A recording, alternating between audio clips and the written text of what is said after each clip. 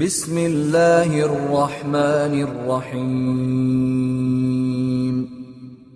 يا أيها الذين آمنوا اتقوا الله حق تقاته ولا تموتن إلا وأنتم مسلمون، واعتصموا بحبل الله جميعا ولا تفرقوا، واذكروا نعمة الله عليكم إذ كنتم أعداء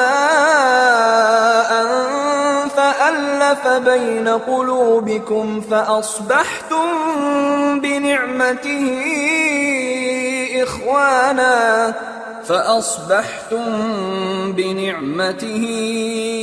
إخوانا وكنتم على شفا حفرة من النار فأنقذكم منها، كذلك يبين الله لكم آياته لعلكم تهتدون.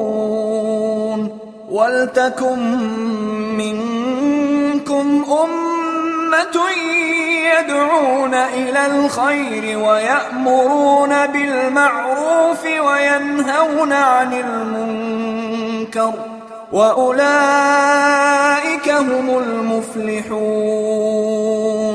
ولا تكونوا كالذين تفرقوا واختلفوا من بعد ما جاءهم البينات، وأولئك لهم عذاب عظيم.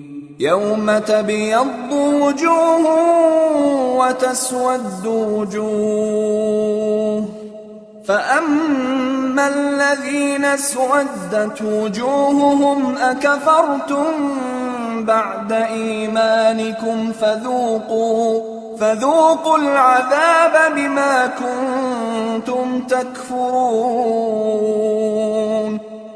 وأما الذين ابيضت وجوههم ففي رحمة الله هم فيها خالدون. تلك آيات الله نتلوها عليك بالحق، وما الله يريد ظلما للعالمين. ولله ما في السماوات وما في الأرض، وإلى الله ترجع الأمور. كنتم خير أمة أخرجت للناس تأمرون بالمعروف وتنهون عن المنكر وتؤمنون بالله